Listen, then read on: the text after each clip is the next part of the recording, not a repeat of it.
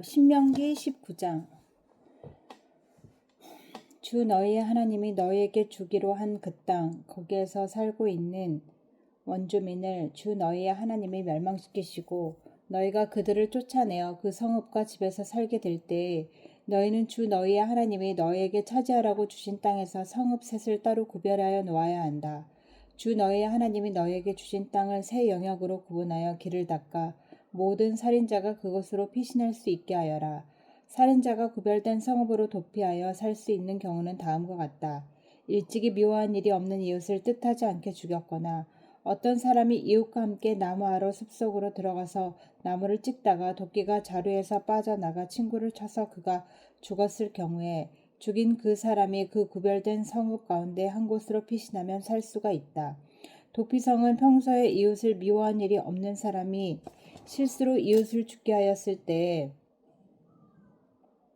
자기의 생명을 구할 수 있는 곳이므로 그곳까지의 거리가 너무 멀면 피살자의 친척이 복수심에 불타서 살인자를 따라가서 죽일 터이니 거리가 너무 멀어서는 안 된다.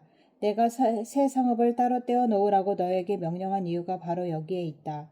주 너희의 하나님이 너희의 조상에게 맹세하신 대로 너희 땅의 경계를 넓혀주시고 너희의 조상에게 약속하신 모든 땅을 너희에게 주실 때에는 또 내가 오늘 너희에게 명하는 이 모든 명령을 너희가 성심껏 지키고 주 너희의 하나님을 사랑하며 그가 가르쳐 주신 길을 잘 따라갈 때에는 이 새 성읍 말고 또 다른 새 성읍을 구별해야 한다.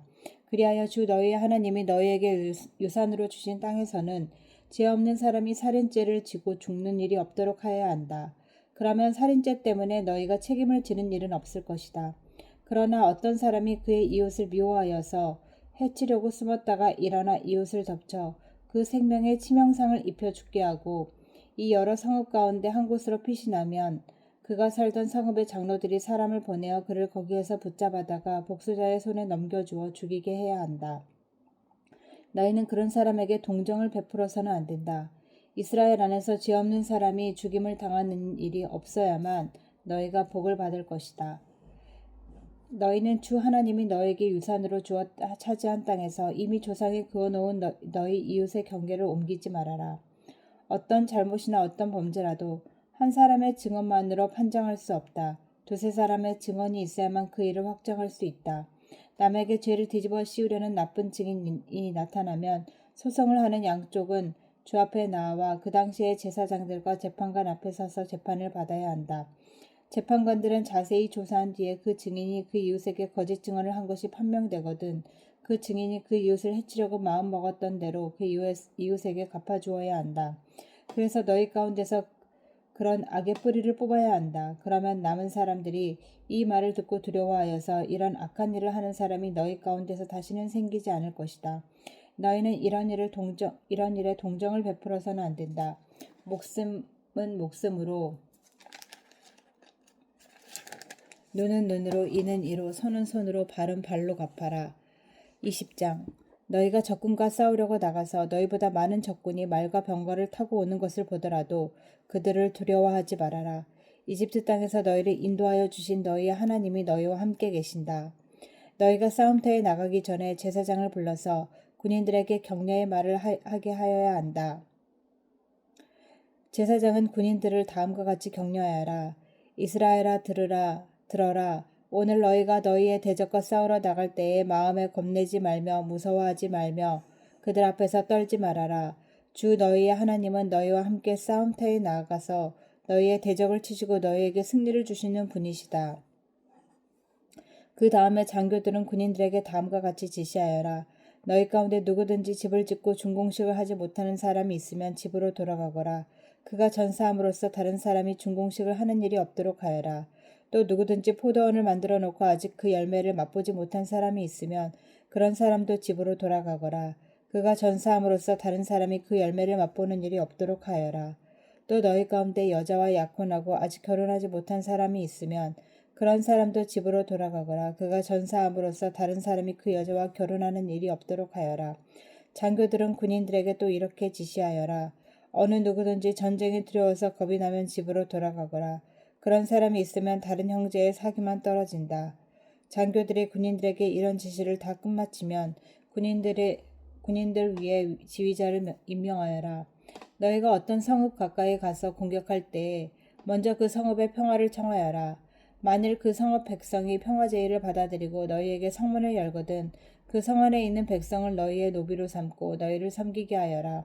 그들이 너희의 평화 제의를 거부하고 싸우러 나오거든 너희는 그 성읍을 포위하고 공격하여라.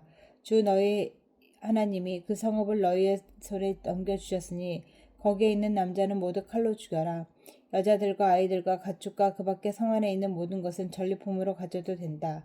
너희가 너희의 대적에게서 빼앗은 것은 주 너희 하나님이 너희에게 주신 것이니 너희의 마음대로 먹고 쓸 수 있다. 너희의 주변 민족들의 성읍에 딸리지 아니한 거기로부터 먼 거리에 있는 성읍들에도 이렇게 하여야 한다. 그러나 주 너희 하나님이 너희에게 유산으로 주신 땅에 있는 성읍을 점령하였을 때에는 숨쉬는 것은 하나도 살려두면 안 된다. 곧 햇사람과 아모리 사람과 가나안 사람과 브릿 사람과 히윗 사람과 여부스 사람은 주 너희 하나님이 너희에게 명하신 대로 전멸시켜야 한다. 그렇지 않으면 그들이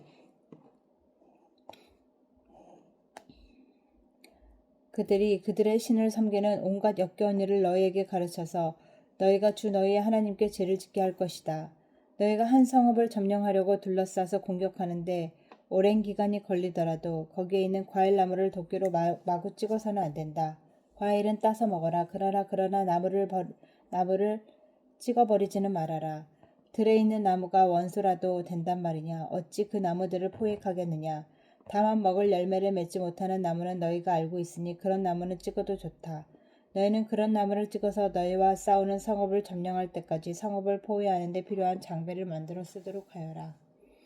21장 주 너희 하나님이 너희에게 주셔서 차지하게 하시는 땅에서 누구에게 살해되었는지 알 수 없는 사람의 죽음이 들에서 발견될 때에는 장로들과 재판관들이 현장에 나가서 그 죽음 주위에 있는 성읍들에 이르는 거리를 재어라.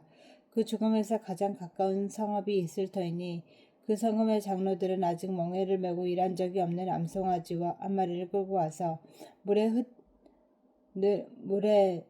늘 흐리는 골짜기 갈지도 심지도 않은 골짜기로 그 암송아지를 끌고 가서 물가에서 암송아지의 목을 꺾어서 죽여라. 그때 레위 자손 제사장들도 그곳으로 나와야 한다. 그들은 주 너희의 하나님이 선택하셔서 주를 섬기며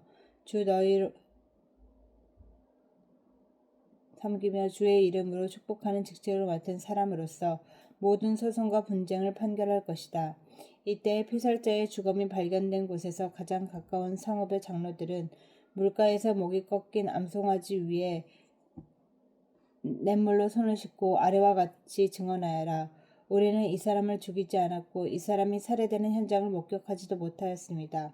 주님께서 성령하여 주신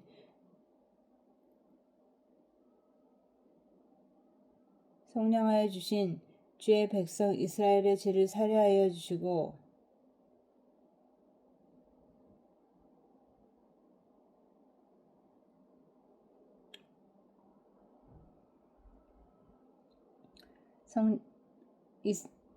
주께서 성령하여 주신 주의 백성 이스라엘의 죄를 사하여 주시고 주의 백성 이스라엘 사람에게 무죄한 사람을 죽인 살인죄를 지우지 말아 주십시오.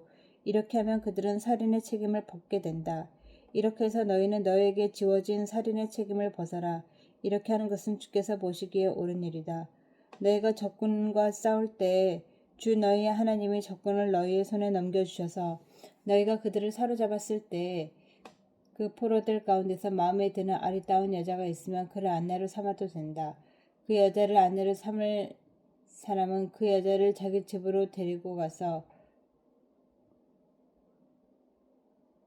그 머리를 밀고 손톱을 깎았다.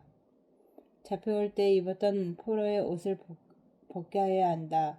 그리고 한 달 동안 집안에 있으면서 자기의 부모를 생각하면서 애국하게 하여야 한다. 그런 다음에라야 동침할 수 있다. 이렇게 하여 부부가 된다. 그 뒤에 그 여자가 더 이상 남편의 마음에 들지 않으면 그 여자의 마음대로 남편이 그 여자를 욕보였으므로 종으로 팔아서는 안 된다. 어떤 사람에게 두 아내가 있는데 하나는 사랑을 받고 다른 하나는 미움을 받다가 사랑받는 아내와 미움받는 아내가 다 같이 아들을 낳았는데 맏아들이 미움받는 아내의 아들의 경우 남편이 자기 재산을 아들에게 물려주는 날에 미움받는 아내에게서 난 맏아들을 제쳐놓고 사랑받는 아내의 아들에게 장자권을 물려줄 수는 없다. 반드시 미움받는 아내의 아들을 맏아들로 인정하고 자기의 모든 재산에서 두 몫을 그에게 주어야 한다. 그 아들은 정력의 첫 열매이기 때문에 맏아들의 권리가 그에게 있는 것이 아니다.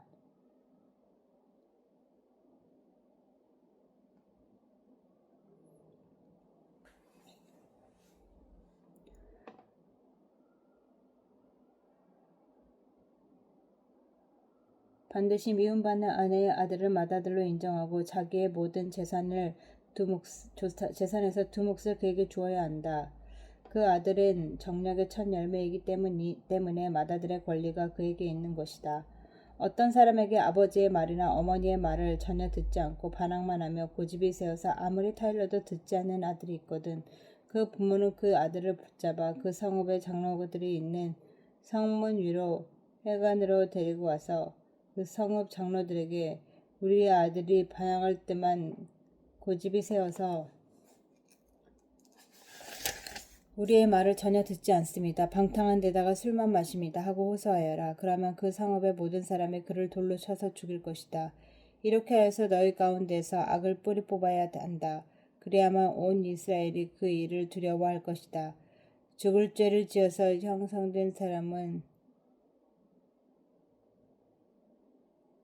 나무에 매달아 두어야 한다. 그러나 너희는 그